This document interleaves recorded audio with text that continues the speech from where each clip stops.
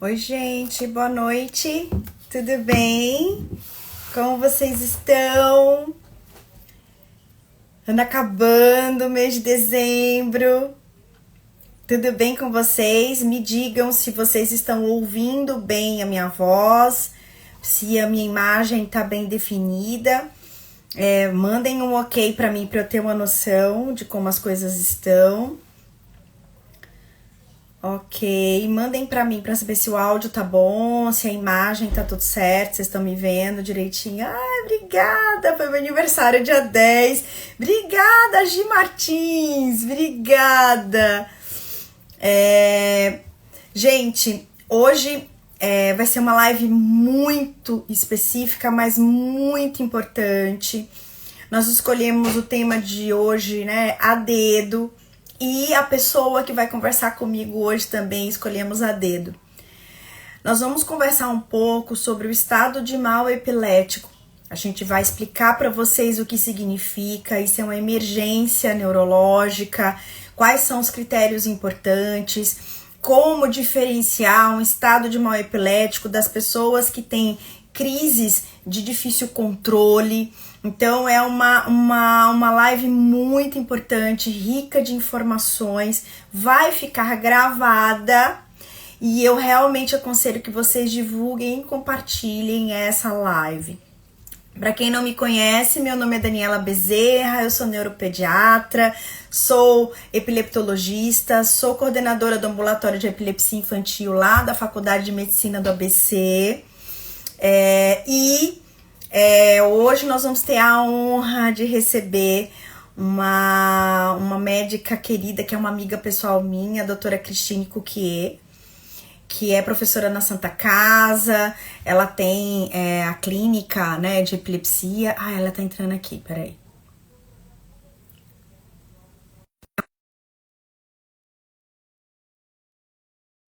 Prática clínica nessa situação de estado de mal epilético. Ela faz eletroencefalograma nas UTIs dos hospitais, então ela sabe exatamente. Oi, Cris! Oi, tudo bom? Querida, seja bem-vinda à Associação Brasileira de Epilepsia. Muito obrigada por ter topado esse convite.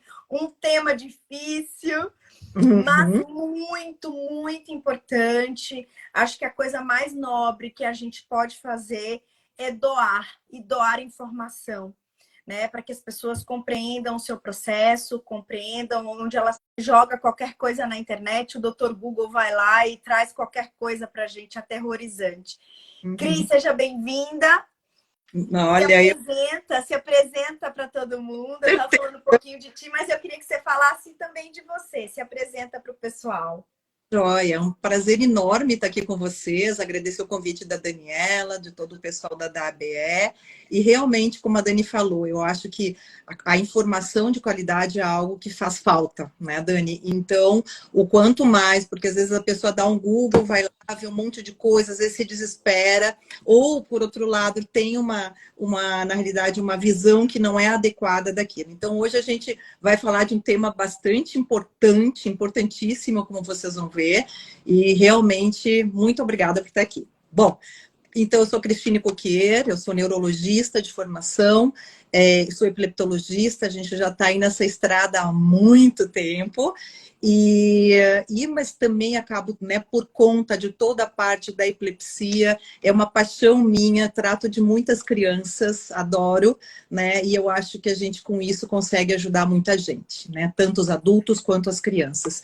Então é por isso que a gente está aqui, né, nesse final de ano, né, Dani, falando de um assunto tão importante.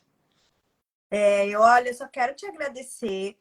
Eu acho que realmente é um tema muito, muito importante e que realmente tem uma delicadeza e uma relevância muito grande. E aí, na verdade, ela foi bem modesta para se apresentar, tá? Porque ela é uma das pessoas que pegou na minha mão para me ensinar, né? Me ensinou eletro, me ensinou vídeo, ela que pegou, né? Olha, vamos ver isso. Então a coisa foi começando a assim, né, ter um pouco de forma para mim, com toda a dedicação, uma paciência, uma professora nata, que tem gente que sabe muito, mas não consegue conversar, né, Cris, passar o Uhum, conhecimento. uhum. Então, a Cristine, doutora Cristine Coquet, né? É uma médica muito experiente, né? Eu estava contando isso, né? Que você, na minha opinião, é uma das pessoas que mais lauda em UTI. Assim, porque tem muita gente que faz laudo, né? Que lê exames de UTI, mas a Cris, ela tem um volume muito grande, em vários hospitais. Isso traz para a gente, além da expertise que a gente normalmente tem, a vivência e a diferencial da experiência, né, Cris, em relação a isso. E Isso. uma das coisas que mais a gente pede na UTI é para quando a gente tem suspeita de estado de mal epilético, Uhum, né? uhum, uhum. Então, Cris, tenta para a gente definir o que é esse tal Tá. desse estado de mal epilético para gente. Antes de mais nada, né? Isso daí, na realidade, não sou só eu, com certeza a gente tem uma equipe, e como você, a gente tem várias pessoas trabalhando junto, e que, claro, eu sozinha não conseguiria dar conta de tudo, né? Então, hoje a gente acabou realmente tendo toda essa visão. E eu acho que isso é uma coisa muito importante, porque assim, a gente, na realidade, está nos dois lados. Eu estou tanto no lado de médica quanto no lado de quem vê o exame, né? Ou de quem solicita e de quem lauda. Então, isso é uma coisa muito importante que a gente acaba tendo esse cuidado na hora de transmitir esses laudos, muitas vezes até para o intensivista, até para o clínico que está lá, que muitas vezes não tem tanta experiência. Então, a tradução do exame, que eu, né, do que está escrito no nosso laudo, é isso uma coisa que eu falo bastante com os meninos, que a gente tem esse cuidado de tentar transferir para o médico que está lá do outro lado. Bom, dito isto, posto isto, na realidade, quando a gente define estado de mal epilético, o que é o estado de mal epilético? Você tem a crise epiléptica, que é a alteração que você vai ter nos neurônios, e que esses neurônios, eles não têm, vamos dizer assim, eles têm, como diz lá, né, a faísquinha, na realidade, assim, eles têm uma hiperexcitabilidade e eles começam, então, a ter essa hiperexcitabilidade e eles acabam, então, deflagrando essa crise epilética.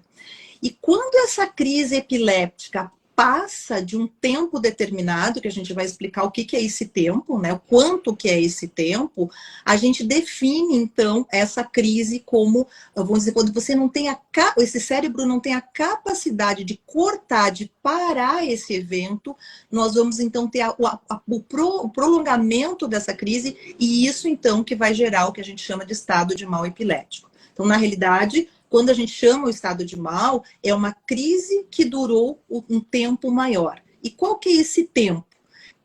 Quando a gente está falando, né, Dani, de convulsão, de crise convulsiva tônico-clônica bilateral, como a gente classifica atualmente, a gente fala isso que seriam 5 minutos, né? Esse tempo mágico são 5 minutos. E quando a gente tem outros tipos de crise, então quando a gente tem aquelas crises, como a gente chama das crises de ausência, ou as crises que não têm um componente motor, então a gente não tem assim uma definição tão importante, mas a gente pode considerar que uma crise desperceptiva, que seria aquela crise, principalmente advinda do lobo temporal, onde a pessoa fica às vezes confusa, às vezes desorientada, isso a duração seria de uns 10 minutos. E quando a gente teria uma crise de ausência generalizada, isso seria em torno de 30 minutos. Então, essa é a definição. Então, quando você tem os mecanismos cerebrais, eles não são capazes de parar, então, assim, de cortar aquele evento deflagrado. Eu acho que isso, Cris, é o grande segredo, né? Porque às vezes a gente tem muitas situações, principalmente quando a criança ou a pessoa que tem uma epilepsia de difícil controle, que tem várias crises no dia, né? Então, uma das coisas para a gente diferenciar a pessoa que tem várias crises no dia para uma pessoa que tem um estado de mal epilético é o tempo, né? É o contínuo, é a duração daquela situação clínica que está acontecendo naquele momento. Então, isso que a Cris falou é muito importante. Claro que as crises motoras, a gente, logo quando a gente pensa nela, a gente pensa nas convulsões propriamente ditas, que nem a Cris falou. Mas existem crises que são de início focal, que apesar às vezes de serem motoras, ela tem um componente de um ladinho só, é um lado do rosto, é uma postura distônica, né, com um pouco de rigidez na mão.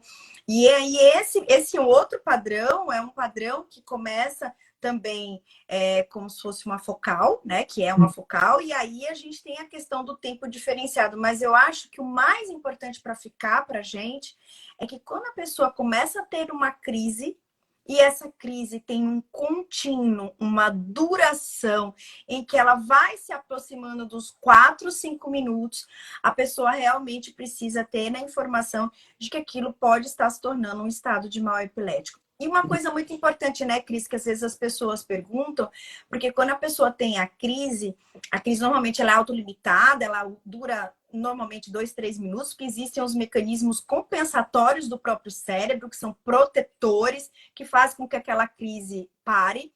E vem o pós-ictal, né? Que é quando a pessoa, às vezes, cai naquela sonolência. Então, a família fala assim, nossa, foram 30 minutos, né? E quando, na verdade, tem o pós-ictal. Explica isso pra gente. Vou contar um caso de ontem, que eu vi uma criança, né? Esse menininho, ele tem 3 aninhos, agora 3 ou 4 aninhos, uma criança portadora de uma neurofibromatose.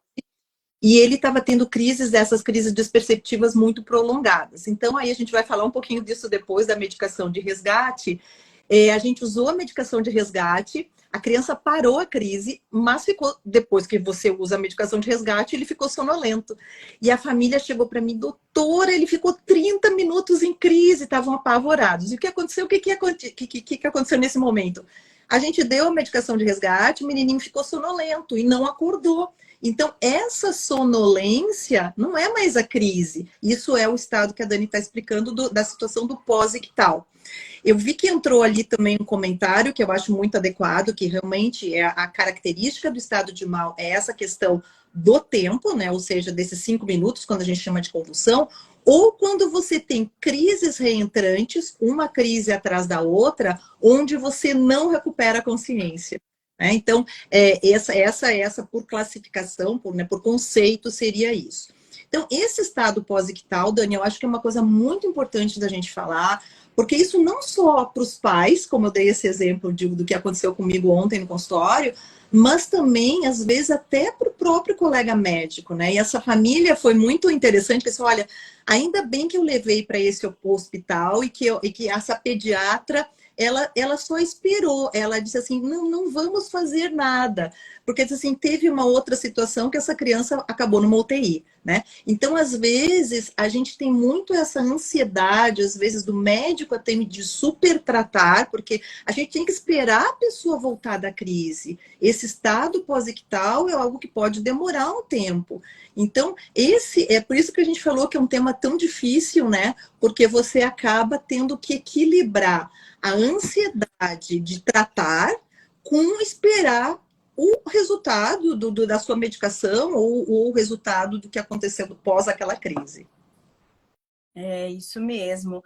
Olha, a Renata está falando aqui, né? Essa coisa do pós. Então, na verdade, a gente considera a crise, né? O momento crítico para a gente contar, ter essa duração, esse momento, a questão da crise propriamente dita. Então, os movimentos, né? Os abalos, quando você tem uma convulsão propriamente dita, cutônico-clônica bilateral, né, que você tem, que aí 2, 3 minutos, começou no 4º minuto, a gente realmente já tem que pensar em estado de mal. Quando tem qualquer movimento, na verdade, a crise perdura, tem que fazer isso. O que a gente precisa só prestar atenção é que quando a crise acaba, na maioria das vezes, a pessoa faz uma sonolência. E aí, essa sonolência, normalmente não é crise mais. É um pós-ictal, que a gente tem que esperar, né? Então, é muito importante que a gente tenha essa percepção e essa informação é muito nobre. Teve uma pessoa que fez uma pergunta muito boa, o José Matheus, você viu? Eu vi. Pode ser confundido o mal epilético com as crises psicogênicas? Manda aí, Cris. Essa foi ótima, José Matheus. Bom, primeira coisa, o que é uma crise psicogênica para quem está nos vendo? Então, assim, a crise psicogênica a gente chama, hoje em dia a gente chama de sinapses, que são crises não epilépticas com um fundo psicogênico ou com um fator emocional, né, psicológico, vamos dizer assim, associado.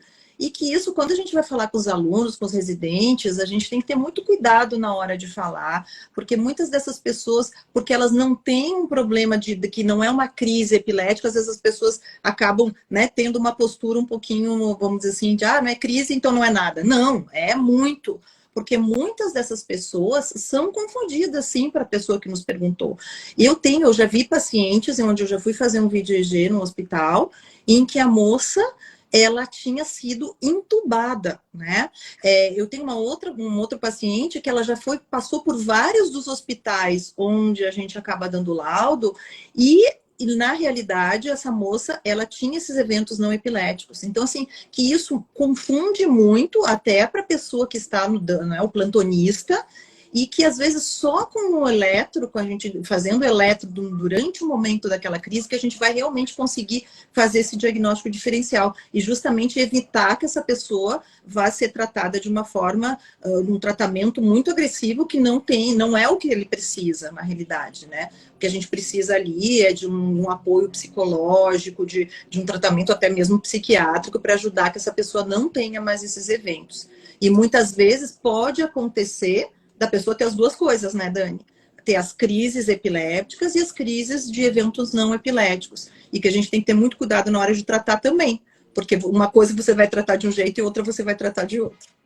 José Matheus, essa pergunta é ótima. Nós fizemos uma live, eu não sei se foi em setembro, acho que foi em setembro, com uma psiquiatra especialista em crises não epiléticas de origem psicogênica, a doutora Juliana Passos, também uma neurologista.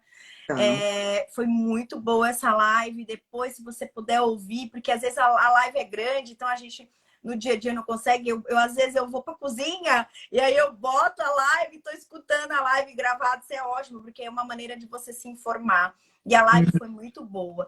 E as crises, eu também já tive algumas situações como essa, né? Eu e a Cris, inclusive, temos um paciente em comum e que por muito tempo foi um sofrimento muito grande, porque é uma emergência neurológica no estado de mal epilético, e enquanto você não consegue, às vezes, anestesiar o paciente, porque o processo hospitalar pode chegar até num patamar de anestesia, que é parar totalmente os movimentos daquela pessoa, né, dos abalos, aquilo você vai impregnando o cérebro para entrar num plano de sedação muito importante para a parada daqueles movimentos. E o que é mais importante da gente falar é a pessoa que tem uma epilepsia e que tem esse processo desencadeado e vai para um estado de mal epilético, ela tem uma falha no mecanismo de proteção do cérebro. E aí, ela sozinha, ela não consegue parar a crise. Por isso que o tempo é muito importante. Então, se você tem uma pessoa que está tendo crise, você está vendo que estão 4, 5 minutos, ela continua com os abalos, continua na crise epilética, aquilo é uma emergência. E lembre-se que com 5 minutos, provavelmente todos os mecanismos compensatórios de uma crise já foram embora e que realmente precisa de uma intervenção urgente, né? E aí, Cris, conta um pouco pra gente quais são os problemas metabólicos, né? Qual é o sofrimento que esse cérebro tem, né? Quando ele começa, entra num processo de crise epilética e entra nesse tempo prolongado. Na realidade, quando você não tem esse mecanismo de parada, a gente tem o que a gente chama de T1 e T2, né? São os dois tempos. Então, a partir desse tempo T1, que a gente falou dos 5 minutos, esse cérebro vai começar a ter um sofrimento muito grande e você vai ter esse tempo 2, que a gente diz, que é quando você vai poder ter uma lesão estrutural definida a partir dessa crise prolongada, tá? Então, por isso, quando a gente diz, né, que tempo é dinheiro, quando eu sempre vou dar essa aula, eu digo time is brain, né? O tempo é cérebro. Então, por isso que a gente tem essa urgência tão importante de tratar esse indivíduo para que justamente isso não leve, vamos dizer assim, a uma situação que vai causar um dano estrutural permanente nesse cérebro. Uma coisa, Dani, que eu queria comentar é que eu acho assim, teve uma pergunta ali agora em relação assim, a minha filhinha tem umas crises que ela fica ali durando e vai parar na UTI todas as vezes, né? Então às vezes tem situações, principalmente quando a gente chama das epilepsias, das encefalopatias do desenvolvimento. Então, isso é uma coisa que acontece muito mais na criança do que no adulto, embora no adulto também, como a gente vai falar, possa acontecer. Às vezes eu tenho crianças que, né, a Dani tem com certeza crianças que têm várias crises por dia, certo? Mas isso faz parte dessa encefalopatia, faz parte da epilepsia dela. E não quer dizer que essa criança esteja tendo um estado de mal. Porém, muitas vezes essas crianças elas podem ter crises, por exemplo, teve um quadro, teve uma infecção, tá com uma pneumonia, tá com uma infecção urinária, tem alguma coisa, algum distúrbio metabólico que pode desencadear crises mais prolongadas nessas crianças. Então, eu acho, Dani, que aí eu te faço a pergunta, né? É assim, o que a gente, como eu acho que isso seria uma coisa muito importante até para de diminuir a angústia dessas mães, porque como a gente está falando de criança, embora as crianças, as tuas crianças depois virem os meus adultos, mas eu acho que isso é muito mais importante na infância, né? Como é que a gente faz essa questão, essa diferenciação? Quando uma mãe que tem uma criança como essa, que tem, ou uma, não, os cuidadores que têm crises tão frequentes, qual é o ponto de partida, né? Qual é o ponto de virada na realidade para quando a gente vai levar um paciente, quando uma mãe dessas precisa levar uma criança para UTI? Para UTI não, para o hospital. Para o hospital, né? Eu acho que o tempo é uma coisa importante, mas a gente conversa muito, né, Cris, que existem alguns gatilhos, principalmente na infância, que podem sim ser deflagradores, ou seja, ser mais agressivos e desencadearem de uma maneira maior a chance de um estado de mal epilético. Porque agora a gente já sabe, até tiveram perguntas em relação a questões emocionais, sim. A pessoa que tem epilepsia, dependendo principalmente do tipo de epilepsia que ela tem, às vezes algumas questões emocionais podem fazer parte de um processo multifatorial, porque cada indivíduo tem uma determinada situação que é o seu gatilho de crise, ou seja, é aquela situação estressora suficiente para o seu organismo que desencadeia a sua crise. Então, a febre, os processos infecciosos na infância são realmente muito delicados. Então, é uma situação que a gente tem que tomar muito cuidado. A febre, por si só, nas pessoas que não têm epilepsia na infância, podem gerar um estado de mal epilético. E nas pessoas, as crianças, né, que já têm epilepsia, elas têm uma maior propensão para desenvolverem essas crises, né, com a febre e serem mais duradouras. E é uma situação realmente muito delicada, porque quanto menor a criança, ela está amadurecendo seu sistema imunológico e mais doentinha ela vai ficar. É o processo da vida. Ela vai se deparar com um vírus que às vezes a mãe e o irmão mais velho não tem absolutamente nada, o sistema imunológico está apto, e a pessoa não tem sintoma nenhum, mas a criança, por ser pequena, está amadurecendo seu sistema imunológico, desencadeia um febrão, uma tosse, uma diarreia, né? E isso é o gatilho suficiente para quem tem já uma epilepsia vigente ter um estado de mal epilético. E aí o estado de mal epilético começou a crise está durando muito tempo. Porque tem crianças que já têm uma epilepsia de difícil controle e que, infelizmente, atualmente tem 2, 3 crises no dia. Às vezes até mais. Quando estão com um processo infeccioso, com febre, passam a ter 7. Mas essas 7 crises não são uma duração de 5 minutos ou mais. Então, eu acho que isso é uma informação muito nobre, né? Muito nobre mesmo, para a gente ter bem diferenciado em relação ao que é um estado de mal epilético, que é uma crise epilética várias vezes, né, que é de difícil controle, e algumas coisas, por exemplo, que possam desencadear essas crises, né? Quer completar alguma coisa com isso? Não, eu acho super importante. E aí eu acho que a gente, daqui a pouquinho, eu já vou falar um pouquinho das questões de etiologia do status, mas aí a gente teve uma mãezinha ali que perguntou, né, que o filhinho dela, mesmo usando fenobarbital, tá tendo crises noturnas, e às vezes, como a Dani tá comentando a questão da febre, hoje a gente acabou de vir do congresso, né, Dani, a gente viu muito, né, uma coisa que a gente vê bastante, essa questão das epilepsias geneticamente determinadas. E a gente tem que muitas dessas epilepsias com característica genética, elas acabam tendo crises de longa duração. E muitas delas, principalmente nos estados febris. Então, sempre que a gente tem essas crises de dificílimo controle, então a gente sempre tem que suspeitar dessa etiologia genética por trás, né, Dani? Com certeza. Tem outras perguntas aqui também. A questão da menstruação para mulher, sim, Tá, existe. Existem gatilhos menstruais, né, Cris? Explica um tá, pouco. A Alessandra Araújo está perguntando tá. aqui. Achei bem interessante isso. Isso, então eu acho que a gente pode entrar então na questão da etiologia do status, né? Isso. Tá falando um pouquinho da febre, então assim, quando a gente vai falar de estado de mal, a gente precisa, tô falando do estado de mal convulsivo, agora daqui a pouco eu já falo qual que é o outro, mas quando a gente fala de estado de mal convulsivo é isso daí. Então, quando a gente chama o estado de mal convulsivo, a gente tem que dividir em dois grupos. Aqueles pacientes que já são portadores de epilepsia e os pacientes que não são portadores de epilepsia. Nos pacientes que são portadores de epilepsia, o que acontece? A maior causa, gente, isso é uma coisa importantíssima para vocês ouvirem. A maior causa de estado de mal epiléptico no paciente portador de epilepsia é o uso inadequado da medicação. Tá? É o uso incorreto da medicação. Então, as pessoas. Eu vou contar outro. Eu com os meus causos, né? Claro, Cris. Sua Eu experiência, sua expertise. Eu tenho um paciente que é um moço, é um adulto, ele tem 34 anos hoje, que tem uma epilepsia, onde tem crises tônico-clônico generalizadas desde a infância, e que ele tem, elas, na realidade, não é que elas são de difícil controle, mas a gente tem uma difícil adesão, certo?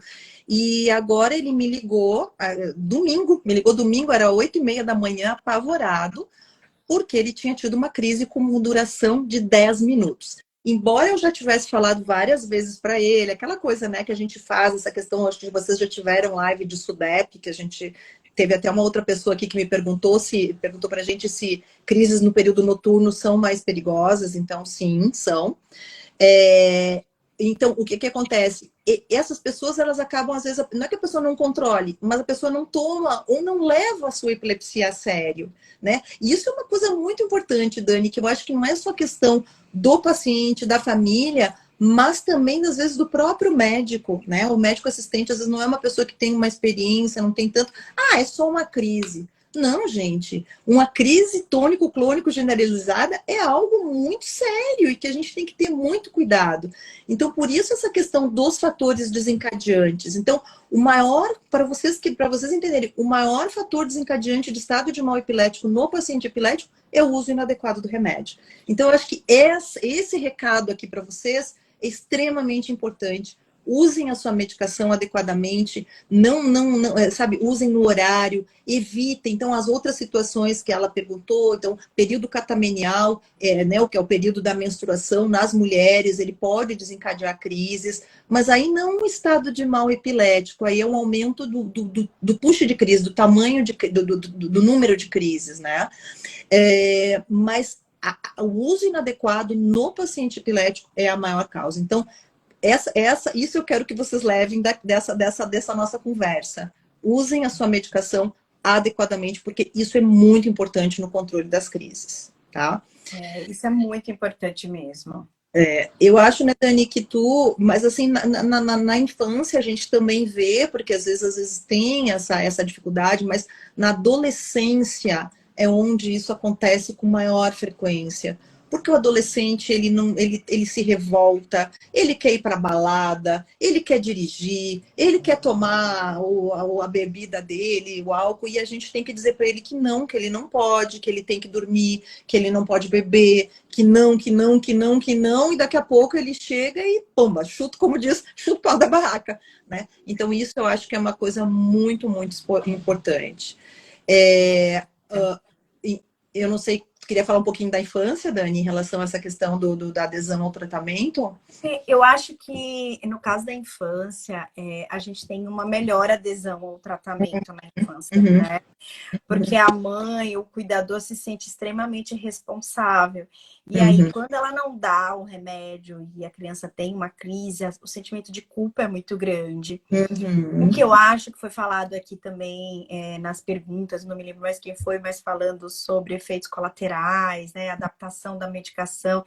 Isso é uma coisa muito importante. A gente precisa deixar bem claro que você, como pessoa com epilepsia que usa a sua medicação e você acha que aquela medicação está tendo algum efeito colateral, você precisa conversar com o seu médico, né? Lógico. Aquela coisa de que a pessoa não está tendo mais crise.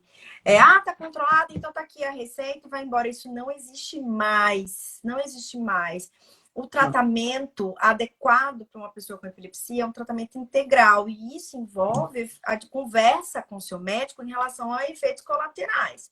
Então, o que a Cris está falando aí do adolescente é a questão da qualidade de vida, né? A gente tem um monte de medicamento, principalmente na mulher. Tem medicamento que a gente sabe que se a gente der junto com o anticoncepcional, pode prejudicar a eficácia do anticoncepcional. Então, você tem que se direcionar para o seu médico, perguntar as suas dúvidas, né? Saber, eu acho que eu tô tendo, sei lá, uma tontura, um mal-estar no estômago. Será que é o remédio? Não suspenda a medicação, vai lá e conversa com o seu médico, porque ele tem que ser o seu guia, você tem que ter vínculo, tem que ter confiança com o seu médico para que as coisas vão fluindo. E mesmo assim, a gente ainda corre riscos, né, Cris, algumas vezes. Mas a adesão ao tratamento também envolve essa questão de eu tô bem com o meu remédio, eu vivo a minha vida com epilepsia, apesar da minha medicação, Então, acabou. É isso que tem que ficar claro para a maioria das pessoas. 70% das pessoas que têm epilepsia têm uma epilepsia que responde muito bem ao medicamento. E para isso, ela não pode ficar gerando mal-estar para você, efeito adverso, né? Eu acho que você falou, enquanto você está falando, eu lembrei de dois pontos extremamente importantes que eu vou contar para vocês. Adolescente, ou às vezes até adulto, gente. Olha, eu quero ir numa festa que eu vou beber. Aí a pessoa vai para balada, olha a situação, Dani, não dorme, não toma o medicamento porque a pessoa quer tomar a bebida de álcool. Então, isso é um prato cheio que você já juntou vários fatores desencadeantes. Então, eu já tive paciente que entrou em estado de mal por conta disso. Ele queria beber, e aí ele parou de tomar o remédio, foi para a balada, não dormiu, entrou no status por conta disso. Né? Então, é isso que tu está dizendo. Quer dizer assim, a pessoa não quis porque queria usar o álcool, disse, não posso tomar bebida de álcool junto com o meu remédio. Quer dizer, aí você está dobrando o risco dessa pessoa ter uma crise que não consiga controlar. E eu acho que um outro fator assim extremamente importante que a gente teve lá na Santa Casa faz duas ou três semanas, que foi uma moça que ela usava uma medicação X e ela descobriu que estava grávida. E ela foi para o Google, ficou apavoradíssima. Ai, meu bebê, eu vou vou parar de tomar o remédio porque o remédio vai fazer mal para o bebê. Essa menina parou de tomar o medicamento por uns 2, 3 dias. Tu imagina o que aconteceu? Ela entrou num estado de mal, né? Claro, imagina, a pessoa tá lá controlada com remédio de uma hora para outra, para de tomar. E aí o risco para o bebê é muito maior, né, Dani? Porque assim, quando a gente tem isso, meninas, ouçam bastante isso que a gente está falando. Quando a pessoa, por exemplo, se a pessoa, claro que o ideal é se a pessoa toma alguma medicação que a gente sabe que tem mais risco durante a gestação, se a gente vai conseguir programar essa gestação, a gente vai tirar o remédio, mudar e fazer toda uma situação. Agora, no momento que a moça descobre que está grávida, a gente não mexe no remédio, a gente deixa aquela medicação. Porque o risco dessa pessoa ter uma convulsão ou um estado de mal epilético, do jeito que a gente está falando, é justamente o que eu estou dizendo para vocês. Quer dizer, você pode ter um risco muito maior para o bebê do que o próprio uso da medicação. Acho que isso é importante. A Michelle botou um negócio aqui que eu achei ótimo. Eu tomo remédio quando chego da festa, mesmo que tenha bebido. Isso mesmo, Michelle. Isso mesmo. A gente não pode dizer para você que você pode ficar de boa e pode beber. A gente não pode falar isso, porque principalmente existem medicações que podem competir com remédio no fígado. Tem algumas que menos, outras mais. Isso é uma questão farmacológica. Mas sim, sempre tome a sua medicação. Você está certíssima. E, na verdade, em relação a uma mãe aqui, Cris, falou que você... Doutora Cristine, você cuidou do meu filho no Hospital Brigadeiro. Que gracinha, Cris. Que gracinha, que gracinha. Então, na verdade, gente, alguém falou da privação de sono, Ah, né? Então, não você ter vi. privação de sono é realmente um fator muito importante. E aí Uhum, entra a questão do adolescente, né, Cris? Que quer justo. ficar assistindo série até 4 da manhã, jogando até 4 da manhã, meu Deus, pois Videogame. é. Pois Uhum, é, então isso é muito perigoso, realmente.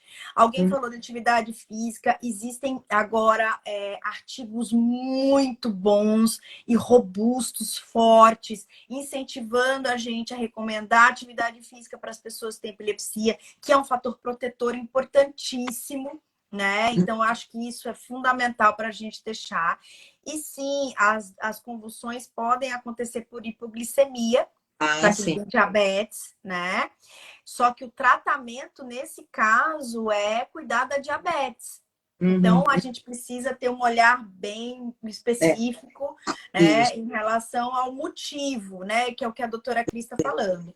E o isso. estado de mal, que alguém perguntou, é o estado de mal epilético, acho que alguém chegou agora, a gente está falando sobre Uhum. uma crise convulsiva prolongada, com uma duração maior do que 5 minutos, com os movimentos, né? E que isso é uma emergência neurológica, porque houve uma falha de regulação desse cérebro protetora, e essa crise agora, para parar, vai ser muito difícil dela parar sozinha. A Tatiana ali está escrevendo uma coisa que eu acho extremamente importante. Tenho muita dificuldade com o meu sono com meu filho com MJ. Para quem não sabe, MJ, epilepsia mioclônica juvenil, e eu acho que a MJ é um dos maiores desafios nessa questão do tratamento. Porque assim, não é que o paciente, que a pessoa tem uma dificuldade de tratamento, na realidade, de você controlar essas crises. Na grande maioria dessas pessoas a gente consegue. O problema é a adesão, é a aderência ao tratamento, porque justamente como o nome fala, ela é juvenil. Então ela acontece, ela começa com adolescente, na puberdade. Então a gente tem essa dificuldade tão grande de aceitação e de, vamos dizer assim, de minimização desses fatores desencadeantes, como a gente está falando aqui. Tá? Bom, voltando um pouquinho então para o que a gente estava falando antes em relação à questão dos dois grandes grupos. Então, eu falei para vocês que a gente tem o grupo dos pacientes epilépticos, das pessoas portadoras de epilepsia, onde o maior fator desencadeante de estado de mal é o uso inadequado, como eu mencionei esses quadros aí para vocês. E a outra situação são as pessoas que não têm, nunca tiveram crises na vida, não são portadoras de epilepsia e que de uma hora para outra desencadeia uma crise ou um estado de mal epilético. Então aí você vai ter várias causas, né, Dani? A gente pode ter as infecções do sistema nervoso, eu posso ter meningite, eu posso ter encefalite, eu posso ter, como, por exemplo, esse quadro da hipoglicemia. Então, às vezes eu tenho um caso que era na época isso eu dava plantão ainda na Santa Casa, e chegou um casal de um vovozinho com uma vovozinha, e o senhorzinho em status, tá? Mas não é no status convulsivo, é no status não convulsivo. E o que tinha acontecido? Ele pegou a medicação por engano da vovó, da senhorinha, e a medicação era um remédio de diabetes para baixar a glicose. E o que aconteceu é que ele chegou com uma hipoglicemia horrorosa, quer dizer, sem açúcar no sangue praticamente, e em estado de mal. Né? Então vocês vejam que no estado de mal, a coisa mais importante que a gente tem que fazer, além de tratar, lógico, é descobrir a causa. Então, assim, quando o paciente chega no pronto-socorro, a gente já vai lá, já vai ver, já faz uma ponta de dedo para ver como é que está a glicose, porque mesmo que a gente não tenha uma ideia, a gente vai dar essa glicose, porque para o cérebro é muito mais perigoso a baixa de glicose, né, do que o aumento. Então, a gente vai dar essa glicose, a gente vai ver se esse paciente está com alguma infecção, se ele tem algum outro distúrbio metabólico, se tem um sintoma localizatório, então se ele está com o lado paralisado ou não, pode ser um derrame, né, um AVC. Então, a gente tem que sair correndo para ver, porque às vezes não adianta você ficar dando a medicação sem saber a causa. Então, a importância da gente saber justamente a causa, o fator detonador, o que desencadeou esse quadro. Perfeito. Ô, Cris, eu acho que talvez fosse uma boa agora para a gente falar um pouco daquela coisa do plano de ação que a gente conversou, né? Conta um pouco como é que é esse manejo, o que significa, né? Quando a pessoa começa com uma situação como essa, como que é? Conta aí, o plano de ação que a gente normalmente indica, né, para quem acompanha as pessoas com epilepsia. Tá. É, Na realidade, aqui estou vendo aqui do Frisium, não, o Frisium está no mercado, tá? Não fala isso não, pelo amor de Deus. A gente já teve vários problemas com o Frisium, que é o clobazam, mas que por retirada ou porque falta da medicação, mas ele está no mercado, tá? Só voltando. Então, isso que a gente... E teve até uma pergunta, alguém, em relação à questão que ela usa alguma medicação de resgate, tá? Então, na realidade, o que a Dani está falando de plano de ação, eu acho que, assim, quando a gente vai tratar uma pessoa com epilepsia, a gente tem que individualizar aquela pessoa da melhor forma possível, né? Então, eu tenho que levar em consideração tudo isso que a gente está falando. Quer dizer, primeiro, qual é a idade? Qual é o tipo de crise? Qual é o risco que essa pessoa tem de ter uma crise tônico-clônica lá durante o sono? Qual é o risco se são essas crianças que têm essas epilepsias de mais difícil controle? O que a gente pode fazer para justamente evitar que aconteça esse tipo de situação? Então, é como eu brinco, né? Porque quando a gente vai falar com os residentes e com os alunos, assim, por que o meu medicamento é melhor do que o medicamento do vizinho? Por quê? Porque a gente tem que ter esse tipo de conversa com o paciente, com a pessoa e com a família, para explicar todos essas nuances, para explicar sobre todos esses fatores desencadeantes, porque não é só o remédio para a gente tratar o paciente, né, Dani? A gente tem que levar em consideração todas essas situações, porque às vezes a pessoa não tá conseguindo controlar a crise porque tem ontem, lá vou eu com as histórias. Ontem eu atendi uma senhora que ela era uma epilepsia de dificílimo controle, que de vez em quando ela tomava um vinho no final de semana. E essa senhora depois, e tomava 4 medicações, e essa senhora depois que parou de tomar qualquer tipo de álcool, ela controlou as crises dela. Conversar sobre esses fatores é extremamente importante. Bom, posto isso, a gente até o que a Dani está querendo mencionar é o seguinte, principalmente nas pessoas portadoras de uma epilepsia mais refratária, né? Dessas epilepsias de difícil controle, que felizmente não é a grande maioria, é entre os 20% a 30%. Então, muitos desses pacientes, claro que vai depender de cada médico, mas eu particularmente uso, Dani, eu acho que também, a gente tem o que a gente chama de medicação de resgate. Então, o que uma outra pessoa perguntou para a gente. Então, assim, agora a gente acabou de vir do Congresso Americano e lá, assim, eles já têm várias medicações nasais, orais, na realidade, sublinguais, onde a absorção é mais rápida. Então, a gente pode, ou às vezes até supositório, tem casos de pessoas que usam supositório, principalmente em convulsão febril. Então, o que a gente tem é que, assim, o que fazer, né? Então, quando a pessoa está com um monte de crise dessa, a Dani já falou uma coisa extremamente importante. Será que essa minha criança, às vezes a gente tem aquelas crianças com uma encefalopatia mais grave, que estão no home care, quantas e quantas vezes nos ligam, né, Dani? Então, assim, será que essa pessoa não está tendo um quadro infeccioso que está piorando essas crises? Então, isso já faz parte do plano de ação. Olha, se você vê alguma coisa que sai do script, quer dizer, está fora do tipo de crises, então assim, vamos procurar. Eu tive um caso que o menininho começou a ter crise, foi para o hospital, ninguém descobria nada de infeccioso, quando foram ver, ele estava com abscesso no dente. E a criança, ele não conseguia falar, né? Então, a gente tentar ver esses fatores desencadeantes, eu acho que é extremamente importante.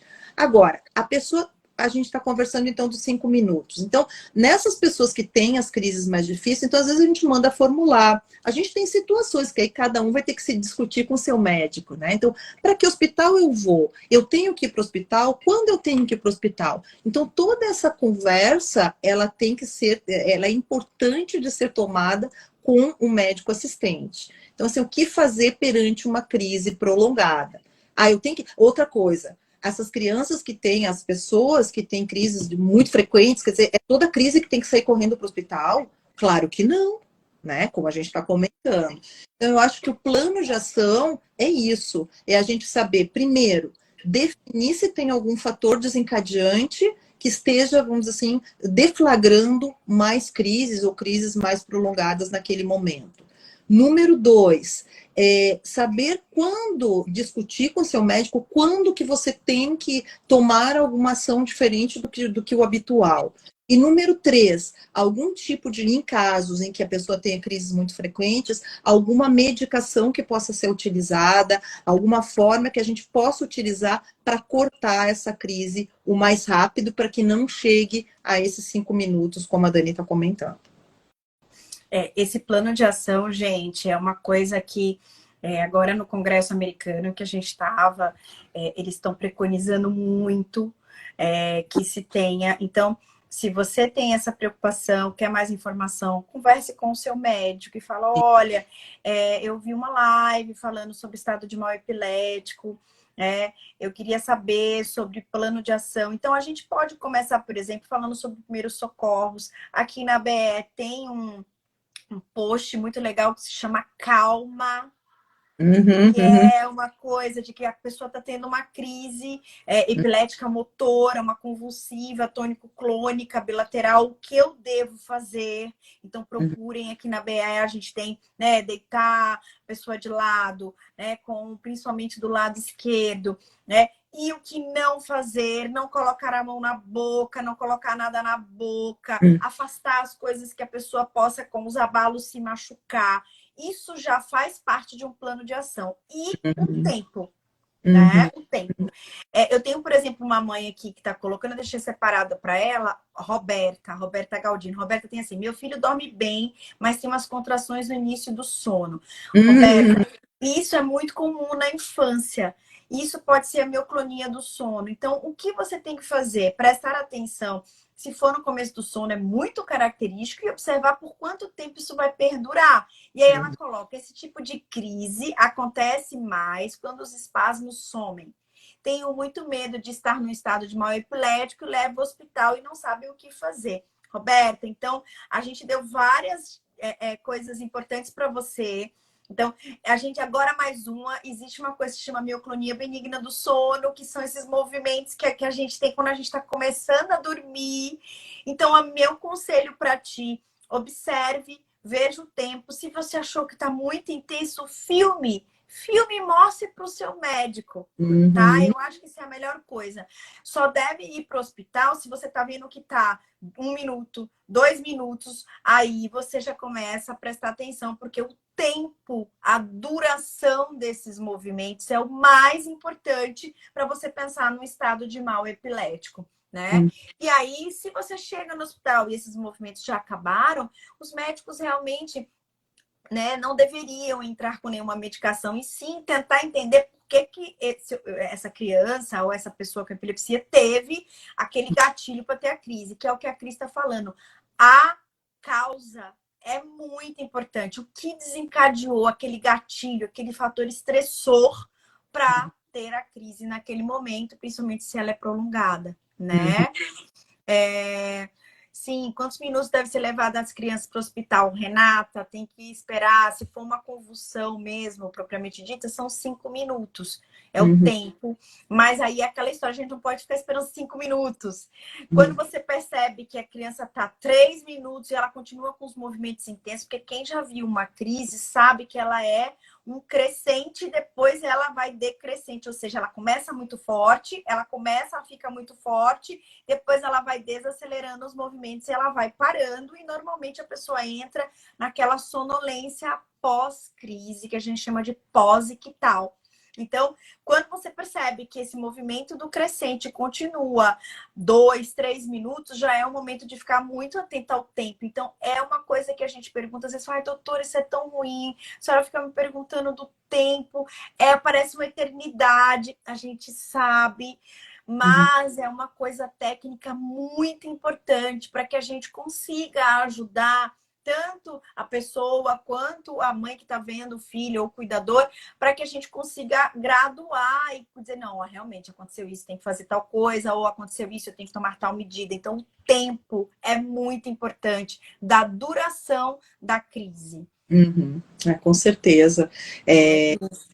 Uma outra coisa que a gente até tinha comentado, né, Dani, na relação, por exemplo, principalmente das crianças que têm essas crises muito frequentes e que já têm um eletroencefalo bastante alterado, sabe?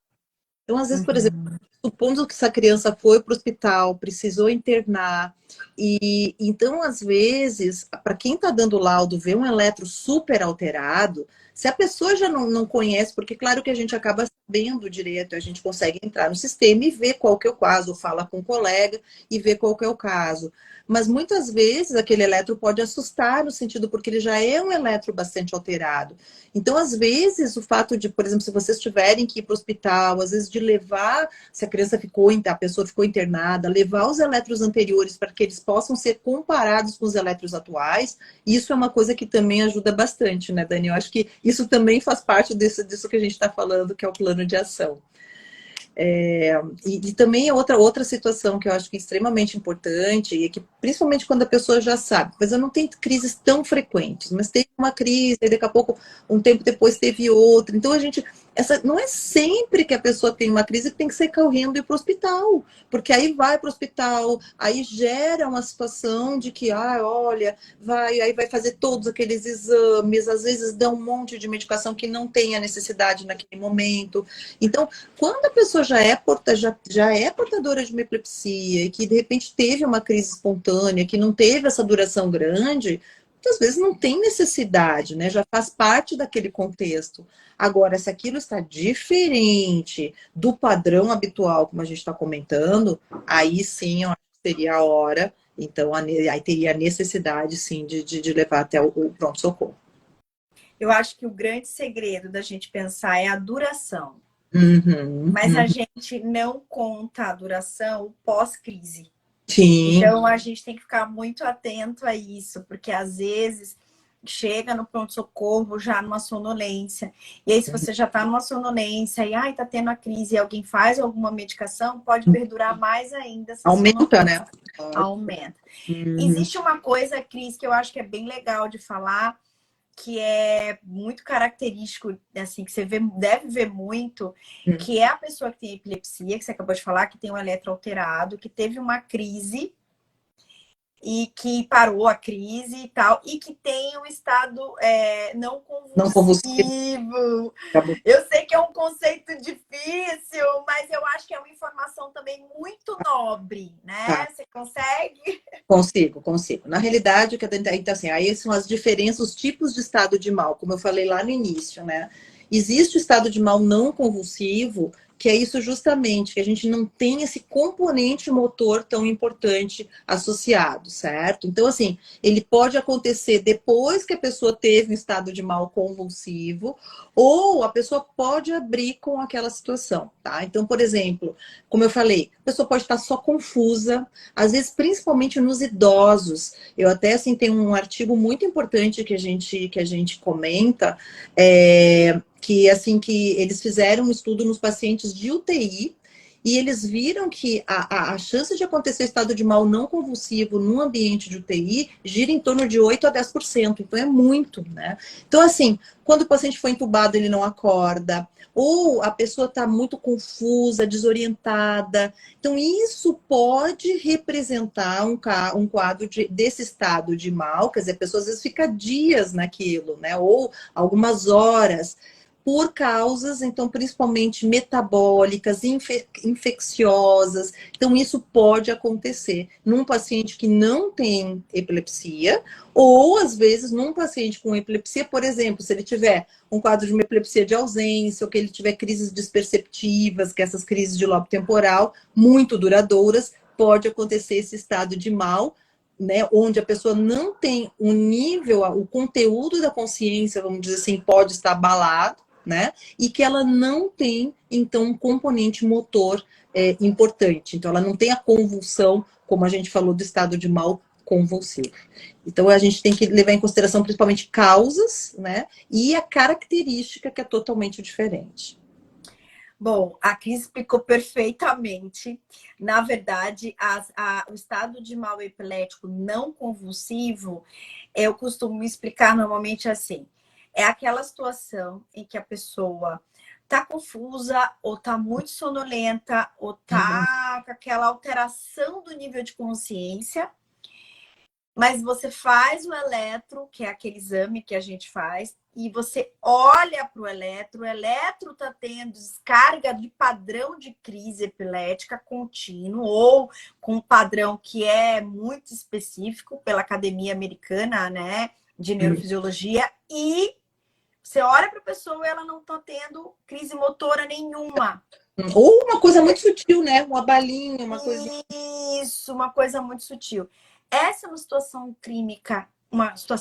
clínica, desculpa, muito grave, né? Que a gente só pega realmente no ambiente hospitalar quando você faz isso. Mas a grande dica é realmente os idosos. Eu acho que a Cris foi perfeita. A gente fala muito pouco de epilepsia no idoso. E uma coisa muito importante é tanto os bebês pequenininhos, as crianças muito pequenas, quanto os idosos, os dois polos das idades, são as idades mais importantes, mais vulneráveis, mais frágeis para terem uma epilepsia.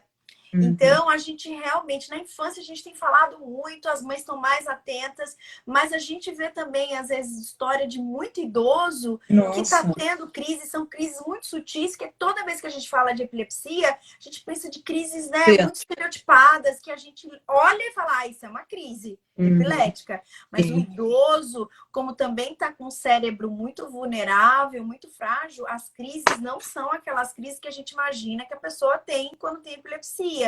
E ele também tem uma maior facilidade de desenvolver um estado de mal epilético, por exemplo, por falha, né, de proteção desse cérebro quando começa a crise. Então, acho que isso que a Cris falou é muito importante. Tu sabe, Dani, que eu acho que eu dei uma aula agora recente justamente para os geriatras, né? De epilepsia de uma forma geral. E a gente estava para os residentes de geriatria, tudo lá da Santa Casa. E o que eu estava justamente falando para eles era justamente isso, às vezes a dificuldade de você diagnosticar. Muitas vezes, a gente só consegue diagnosticar esses quadros com eletroencefalo, certo? Então, assim, essas questões da confusão. Então, se vocês tiverem, às vezes, algum idoso em casa, então eu dei o exemplo para vocês da medicação, né, que usou o remédio errado da esposa, não enxergava direito, foi lá e tomou o remédio. Os quadros infecciosos no paciente idoso, assim como na criança, eles podem desencadear esses status. Então, assim, é bastante interessante. É como eu falei para vocês, quer dizer assim, a gente vê a causa, né? Porque a outra causa importante, às vezes, alguns antibióticos podem aumentar o risco da ocorrência de estado de mal, desses, né, que a gente está falando do não convulsivo. Então, são várias causas que a gente tem. E principalmente quando a gente. Outra coisa, acho que extremamente importante, quando a gente fala de Norce, que é uma síndrome, né, vamos dizer assim, uma situação em que a gente abre o quadro da epilepsia, vamos dizer assim, da pessoa, com um quadro gravíssimo de crises reentrantes e que a gente tem que fazer um diagnóstico rápido e um tratamento. Então, e que quando a gente chama do FIRES, né, Dani, é que você teve um quadro infeccioso, às vezes, uma semana antes. Às vezes a criança teve uma gripe ou um quadro magético, um quadro de uma gastroenterite, e na semana seguinte abre um quadro de uma crise refratária dessa. Então a gente precisa ficar atento a essa situação, que são situações extremamente graves e que tem que ser tratadas de uma forma muito rápida. Eu acho que o mais importante aqui é todo mundo saber da questão do tempo. E aqui, algumas pessoas falando do seu padrão de crise e tal, eu acho, minha opinião, filmem. Hoje todo mundo tem um celular, filma e quando você passar na consulta com o seu médico, olha, doutor, eu estava numa live, né, da Associação Brasileira de Epilepsia, eles me orientaram a filmar. Eu sei que às vezes a gente tem um pouco de sangue frio para filmar, né? Mas é uma ferramenta muito importante para gente, né? E, assim, o tempo. Começou a ter uma crise, está vendo que está fazendo 3, 4 minutos e ela não está diminuindo a intensidade, é uma urgência, uma emergência, tem que correr realmente para o hospital, né? Para a gente ver essa questão. Acho que o tempo é muito importante, né? Cris, a gente está chegando ao final, a gente falou tanto, é muito rápido, né? É muito rápido, meu Deus. Olha, falta um minuto. Eu fiquei assim, eu me distraí, porque normalmente com 5 minutos, mas foi tão bom, foi tão rico. Não sei se vocês gostaram, não sei se valeu a pena, mas eu acho que é uma informação muito nobre, sim, né? O SUDEP, José Matheus, ele normalmente tem uma live muito bacana de SUDEP aqui. O SUDEP não necessariamente tem a ver com a crise, na hora da crise, tá?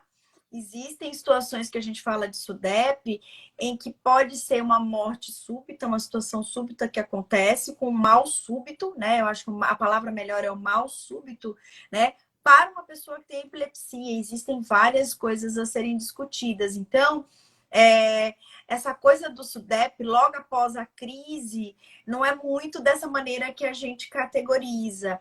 Ele é um mal súbito, né? A pessoa tem um mal súbito que não necessariamente está atrelado à crise, tá? O que a gente está focando agora, isso, obrigada, imagina, é a questão do estado de mal epilético, que é uma emergência neurológica, sim, por conta de uma falha do cérebro de conseguir se autorregular, de se proteger, e aí ele não consegue mais acabar a crise. Né? E isso é muito importante, todo mundo precisa ficar sabendo. E agora, o que eu faço? Converse com o seu médico, converse com ele sobre o plano de ação. Eu acho que é um direito do paciente, da pessoa com epilepsia, ter um plano de ação. O que orientação ia ter se de repente isso acontecer? E o seu médico tem que ser a pessoa mais importante para você falar com ela, né? Cris, agradecimento final, me fala aí, se agradece. Não, com certeza. Eu acho que foi um prazer estar aqui com vocês, como sempre, né? Eu acho que a gente trazer informação de qualidade, porque às vezes você vai para um Google e procura coisas e essas coisas não são as corretas. Então, sempre que precisarem, podem me chamar, a gente está aqui e é o que a gente gosta de fazer, né, Dani? Eu acho que pessoas, eu acho que é isso que a gente gosta. Então, eu realmente agradeço a oportunidade de estar aqui com vocês. Cris, é um prazer enorme te receber. Eu falo, ela tem o dom, né? Ela fala de um jeito que ela consegue traduzir. Isso é um tema tão difícil para o médico, né? Para o epileptologista. Mas eu acho que a gente conseguiu. O pessoal está dando feedback que foi bem legal, que conseguiram compreender. Só tenho que te agradecer. Agradecer a confiança da Associação Brasileira de Epilepsia, né, de fazer com que a gente tenha a oportunidade de trazer os temas e discutir, né? Claro. Cris, muito obrigada pelo seu minutinho. Eu sei que você é muito ocupada, mas eu quero muito te agradecer em nome da ABE, né? Em nome dessas pessoas que estão aqui, que acho que gostaram de, olha, muito bom, só estou tendo elogio, isso é muito bom, gente. E aí, eu só tenho a te agradecer, minha querida, muito obrigada, viu? E um Feliz Natal para todos, né? É verdade. É isso aí. Daqui a pouco, já é Natal, uma semana. Tchau, gente, boa noite. Um grande beijo para vocês. Tchau, minha querida. Tchau, tchau. Tchau, tchau.